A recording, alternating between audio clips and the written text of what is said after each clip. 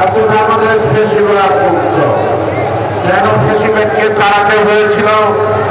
গণতন্ত্র উদ্যানের পূর্ব শর্তে ছিল ফেসিবাদ। তাই আজকে ফেসিবাদ গেল, গণতন্ত্র কিন্তু এখনো আলোর মধ্যে দেখেননি।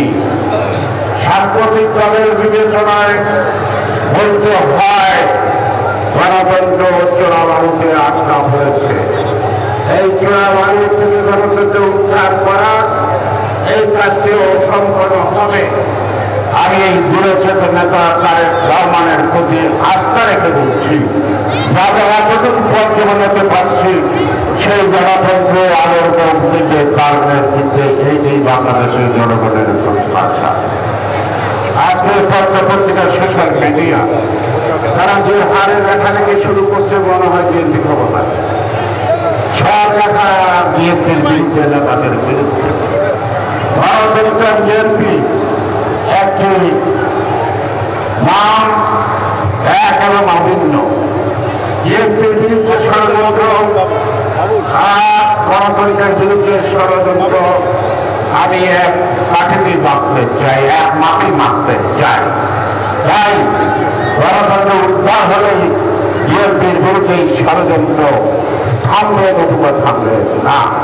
বিএনপির বিরুদ্ধে ষড়যন্ত্র এই কারণে বিএনপির অপরাধ, তারা একটা সুস্থ অবাধ নির্বাচন চায়, জনগণের মালিকানা ফেরত দিতে চায়, তাদের ভোটের অধিকার ফেরত দিতে চায়।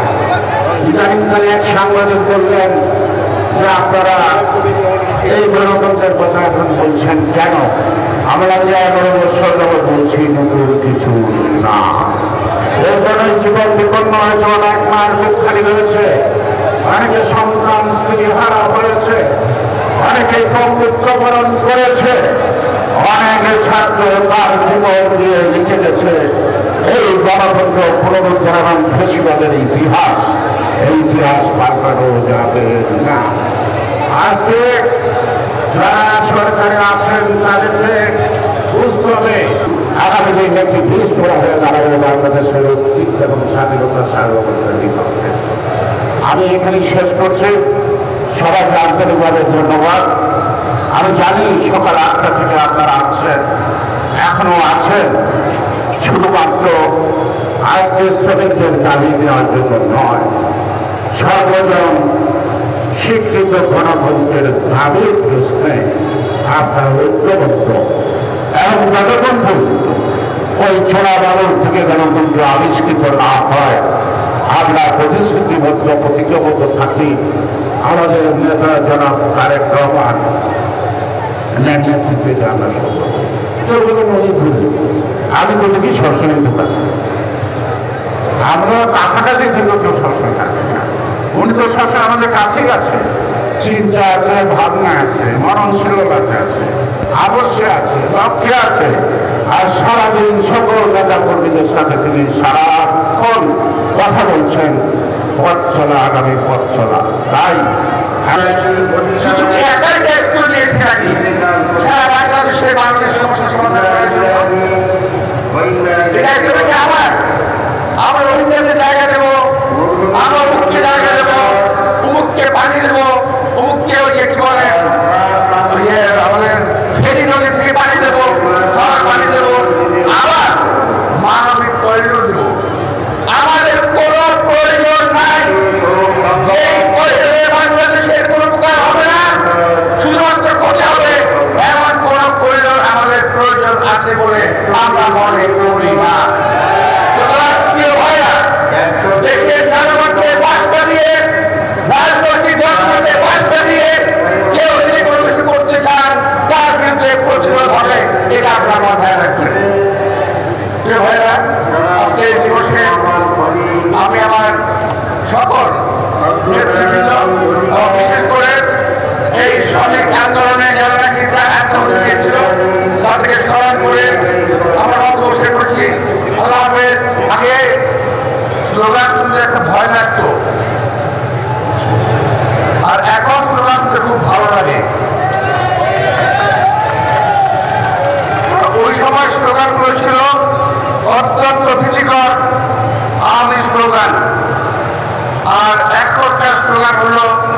দেশপ্রেমিক যে স্লোগান। প্রিয় ভাইরা, আমি বেশি কথা বলবো, এরপর আমার সঙ্গে পরে বক্তা আছেন। আর আমি এখানে আসার আগেই আমার অনেক শ্রদ্ধেয় নেতৃবৃন্দ আমাকে বারবার সাবধান করেছেন একটু সামাল দিয়ে তারপরে কি বলে সংস্কারের পক্ষে কথা বলার জন্য। আমি জানি না আমি কবে সংস্কারের পক্ষে বলেছি। আমি কখনো সংস্কার বিরোধী ছিলাম না, বিরোধী নই। সংস্কার হোক, ভালো সংস্কার হোক, যেই সংস্কার দেশের মানুষের কাজে লাগবে। কিন্তু আজকে সকালে পত্রিকায় দেখলাম যে এক দল আমার দেশের রাজনৈতিক নেতৃবৃন্দ সংস্কারের বিরুদ্ধে একদিকে কথা বলেছেন। আমার সেই ভাইরাসের কথা বলেন না কেন? আমি এই কথাটাই বলেছিলাম, আপনারা দেবেন, কারেকশন করবো, ঠিক হবে, দেশের লোক মিলে আমাকে সেটাকে সবাই মিলে আপনাকে কার্যক্রম করবো। যাই হোক, এটা অন্য প্রসঙ্গে চলে গেলাম আমি। তো আমি বলতে চাই যে এক পক্ষ বলছে রাখেন প্রতিটা দল কেউ কিন্তু পুরোপুরি সংস্কার নেয় নাই। কেউ 30%, কেউ 40%, কেউ 50%, কেউ অর্ধেক, কেউ মানেই নেই। আবার অনেকে বলছেন নির্বাচনই চাই না। ভাই, আজকের এই দিনটাতে আমাদের কথা বলতে হচ্ছে, আমরা হাসিনার বিরুদ্ধে বহু কথা বলেছি, বহু কথা। আমাদের সুন্দর হয় বিএনপি 17 বছরে কোনো কিছুই করে নাই। এই যে মঞ্চবিষ্ট আছেন আমার নেতৃবৃন্দ, আমার সামনে আছেন আমাদের নেতৃবৃন্দ, কেউ কি বলতে পারবেন যে 17 বছরে আপনারা কেউ জেলে যান নাই? কেউ কি বলতে পারবেন যে বাংলাদেশের এই বিএনপির নেতৃবৃন্দ জেলখানে নাই, গ্রেপ্তার হয় নাই? আমার সঙ্গে আপনি নাম বলতে যাই, পুরো নাম বলতে হবে, পুরো মঞ্চটাই জেলে ছিল, আমার সঙ্গে একসঙ্গে জেলে ছিলাম। এমনকি আমাদের নেতা তার একটা আমার পর্যন্ত জেলে ছিল। আর আমি আশ্চর্য হয়ে যাই, কিছু কিছু ছেলে পেলে বলে 17 বছর আপনারা কি করেছেন? আরে 17 বছর আমরা গাছের গোড়ায় পানি ঢেলে গাছের গোড়া নরম করেছি, সেই গাছের আগায় বসে আমরা গাছের গোড়ায় হাতির মতো পানি এনে পানি দিয়ে এটা নরম করেছি। 2 দিনেই হাসিনার পতন হয়ে যায় নাই। এটা যারা বলেন তারা মিথ্যা সরকার বসবাস করেন, তারা সত্যি কথা বলেন না, তারা বিএনপিকে ক্রেডিট দিতে চান না। কিন্তু বিএনপিকে দেশের জনগণ ভালোবাসে। এই দেশের জনগণ শহীদ রাষ্ট্রপতি জনগণ যে নিজেকে একজন শ্রমিক পরিচয় দিতে ভালোবাসতেন, দেশ নেত্রী বেগম খালেদা জিয়া যিনি একজন শ্রমিকের স্বজন হিসেবে পরিচিত ভালোবাসতেন। আমাদের নেতা তারেক রহমান বলেছেন উন্নয়নের কারিগর সঙ্গে মানুষের ভাগ্য উন্নয়ন আমার লক্ষ্য।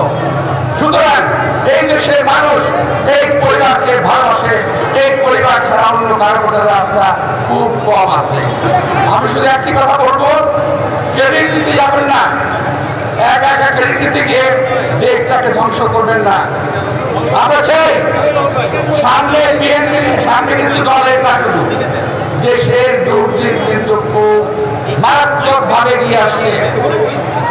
আমরা ফ্যাসিস্টদের বিরুদ্ধে কথা বলতে বলতে নিজেরাই ফ্যাসিস্ট হয়ে যাচ্ছে কিনা একটু খেয়াল রাখা দরকার। আমি যা বলেছি আমি আবারও বলছি যে ফ্যাসিস্ট চালাতে গিয়ে আমরা আবার ফ্যাসিস্ট হয়ে যাচ্ছে কিনা এটা খেয়াল রাখবেন। আমরা বলতে কিন্তু বিএনপির কথা বলি নাই, সবার কথা বলছি। আমি এক একজন এক এক কথা বলছে, কেউ কারোর কথা মানছে না। এই অনৈক্য দেশটাকে শেষ করে দেবে। এরই মধ্যে আপনি খেয়াল করে দেখবেন আওয়ামী ফ্যাসিস্ট সরকার ভারতের সঙ্গে মাঝে মাঝে চুক্তি করে আসতো, সেই চুক্তিগুলো আমাদেরকে বলতো না। এখন সকালবেলা বলেন উপদেষ্টা সাহেব একটা চুক্তি হয়েছে, কোথায়? মানবিক করিডোর দেওয়ার জন্য চুক্তি করতে চান, কিন্তু 7টি শর্ত বলা যাবে না। কেন ভাই? আমরা কি ভাইসে আসছি থেকে বাংলাদেশে। আমরা বলবেন আমরা শুনবো, এটা হবে না। বাংলাদেশে এক সময় রক্ত গঙ্গা বইবে, এমন অবস্থা তৈরি করবেন, এটা বাংলাদেশের লোক সহ্য করবে না। এটা কার বাজেটে আমরা বসবাস করি না, আগেও বলেছি, আজকেও বলছি, এটা জনগণের কথার বাইরে কিছুই হবে না।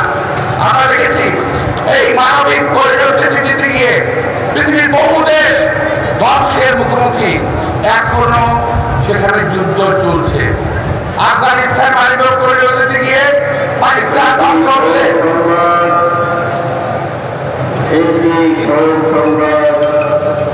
কাজে দেশ পালনের সঙ্গে আমাদেরকে এই কথাটা শিখতে হবে যে তারা যেন তাদের ধর্ম, তাদের বর্ণ, তাদের ভাষা, তাদের জাতীয়তার ঊর্ধ্বে উঠে ঐক্যবদ্ধ হয়ে তাদের দাবি আদায় করতে পেরেছিলেন। আমাদেরকে তেমনি সকল ভেদাভেদের মধ্যে উঠে ঐক্যবদ্ধ হয়ে আমাদেরকে জিততে হবে, আমাদের দুর্ভোগ বন্ধ করতে হবে, আমাদের সমস্যার সমাধান করতে হবে। শ্রমজীবী মানুষ চাইলে পারে না এমন কিছু নয়। আপনারা আজকেও গান শুনেছেন, জন হেনরির গান, মেশিনের সাথে পাল্লা দিয়েও জিতেছিল। আমরা পাল্লা দিয়ে জিততে পারি, কিন্তু তার জন্য প্রয়োজন ঐক্য এবং সংহতি। আমাদের দেশের নাম করা যত রাজনীতিবিদ প্রায় সবাই শ্রমিক আন্দোলনে যুক্ত ছিলেন। এমনকি আমাদের নেতা, মহান স্বাধীনতার ঘোষক শহীদ রাষ্ট্রপতি জিয়াউর রহমান বীর উত্তম নিজেকে শ্রমিক বলে পরিচয় দিয়ে বহন করেছেন।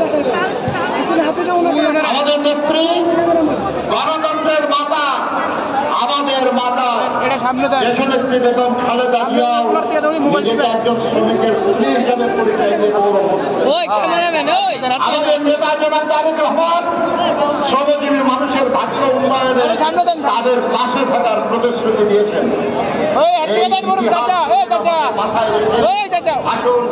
আমরা যারা শ্রমজীবী মানুষ, আমরা আমাদের সমস্যা সমাধানের জন্য ঐক্যবদ্ধ হওয়ার প্রতিশ্রুতি আজকেই সেই শপথ দেওয়ার যথার্থ দিন। কারণ আজকের এই দিনেই শ্রমিক আন্দোলনের বিজয় সূচিত হয়েছিল।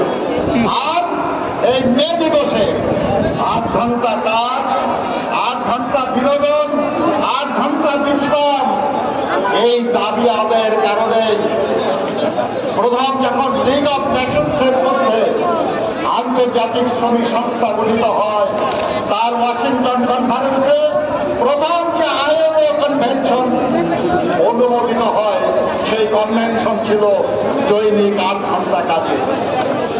বাংলাদেশ সরকার ওই 8 ঘন্টা দৈনিক কাজের এই কনভেনশন রাটিফাই করেছে। কিন্তু দুর্ভাগ্য আমাদের, যাবো বাংলাদেশের লক্ষ কোটি শ্রমিক 8 ঘন্টার কাজ এই অধিকার পায় নাই। তাদেরকে দৈনিক 8 ঘন্টার অনেক বেশি কাজ করতে হয় বিনা বেতনে, বাধ্য হয়ে।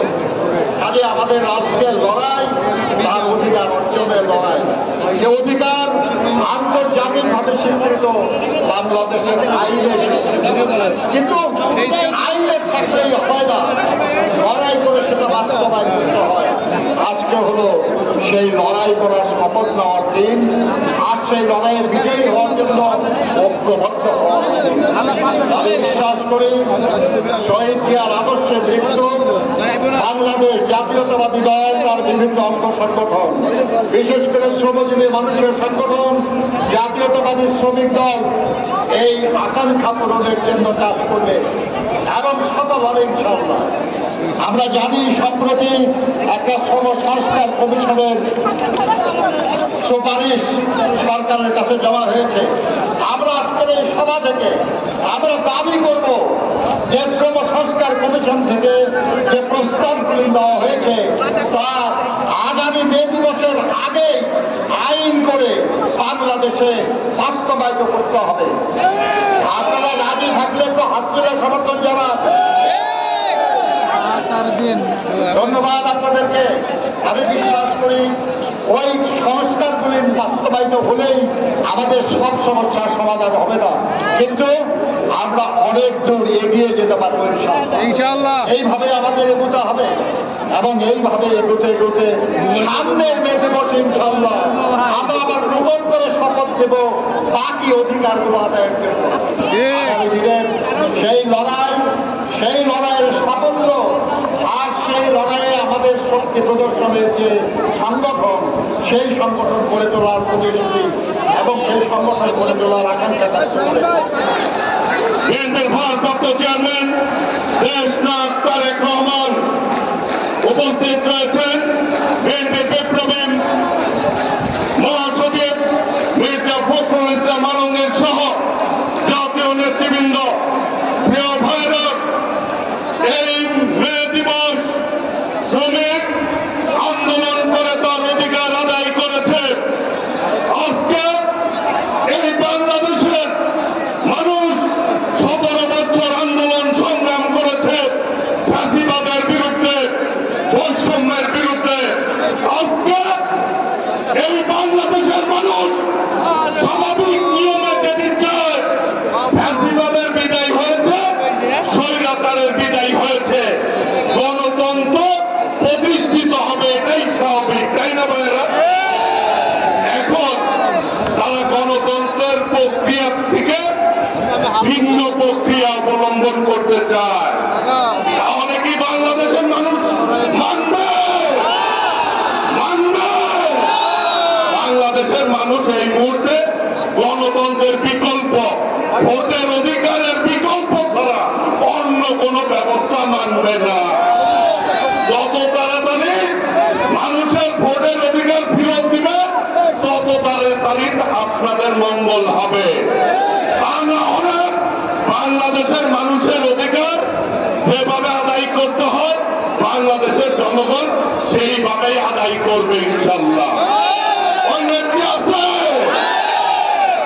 হাসিনা পালিয়ে গেছে, নেত্রী আছে, সবাইকে জোরে বলতে হবে নেত্রী আছে, হাত তুলে বলতে হবে নেত্রী আছে।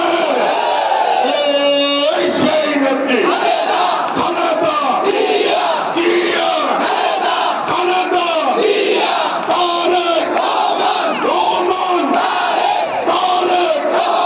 তারেক রহমান মিলের দেশে আমরা ফিরে বাংলাদেশে স্বাধীনতার ঘোষক দিয়া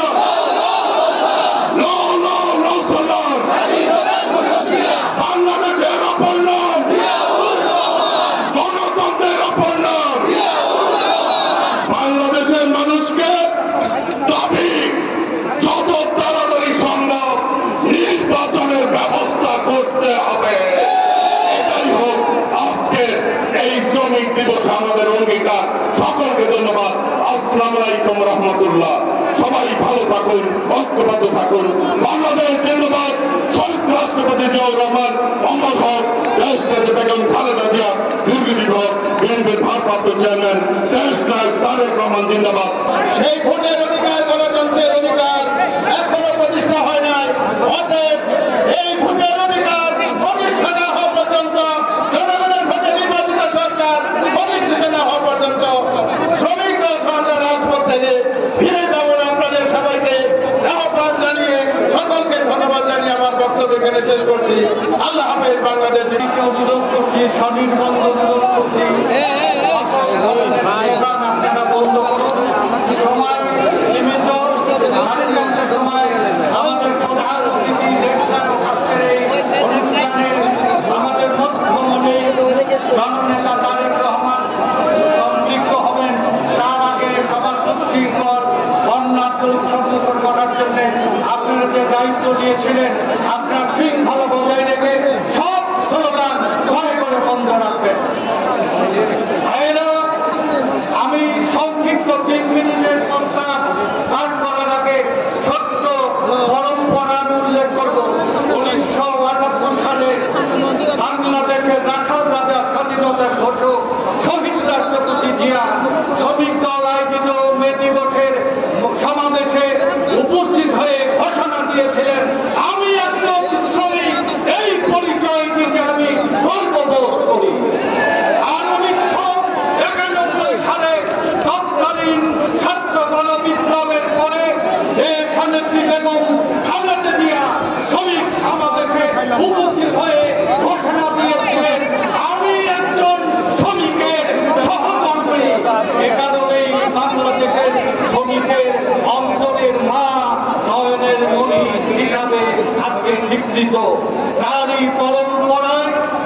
জিয়া, খালেদা জিয়ার উত্তরাধিকার বাংলাদেশের প্রাণ তারেক রহমান 2 বছর আগে থেকে এই শ্রমিকদেরকে সংগঠিত করার জন্য পথে প্রান্তে প্রতিটি কর্মসূচি সে মনিটরিং করছিল।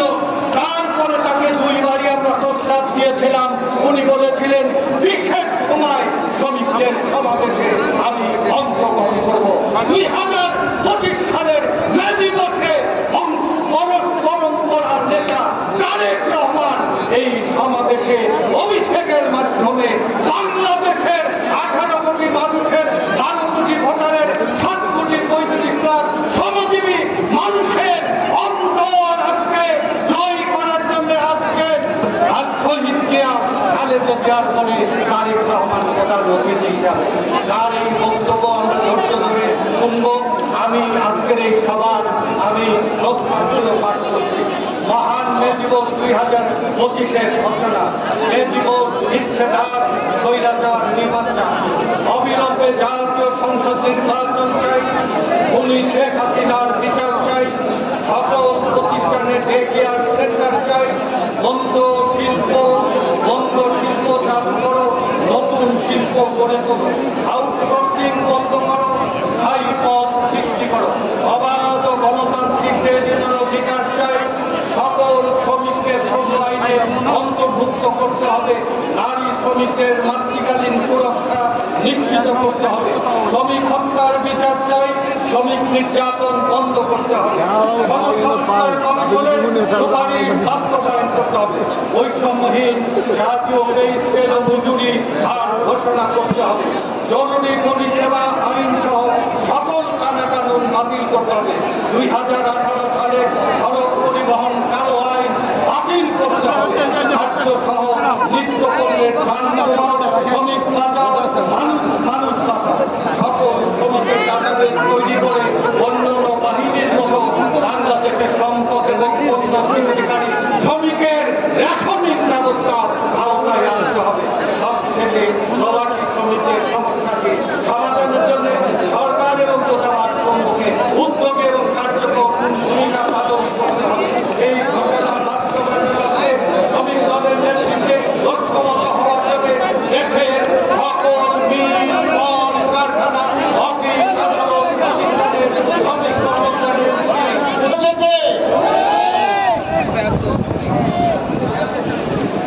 যে মঞ্চে দাঁড়িয়ে বক্তব্য রাখছে এটা কে তৈরি করেছে? যে মাইকে কথা বলছি কে তৈরি করেছে? যারা ক্যামেরায় ছবি তুলতেছেন এটা তৈরি করেছে কে? যা আমরা খাই সে খাদ্য তৈরি করেছে, যাতে করে আমরা লেখাপড়া করি সে খাতা কলম পেন্সিল বই তৈরি করেছে। বন্ধুরা আমার, এই যে জীবনের ক্ষেত্রে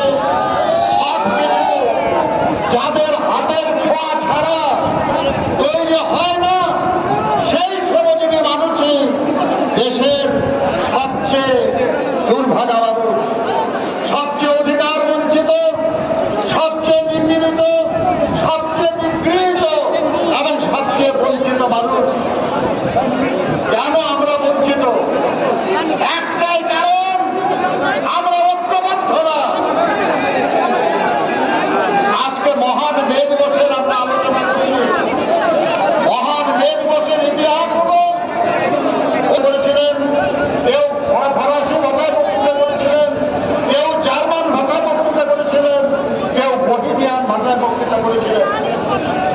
তারা বিভিন্ন জাতির মানুষ ছিলেন যারা বক্তৃতা করেছিলেন এবং যারা ফাঁসির মঞ্চে জীবন দিয়েছিলেন। তারা সবাই সাদা মানুষ ছিলেন না, তারা কেউ সাদা ছিলেন, কেউ কালো ছিলেন, কেউ ছিলেন আমাদের মতো পীত বর্ণের মানুষ।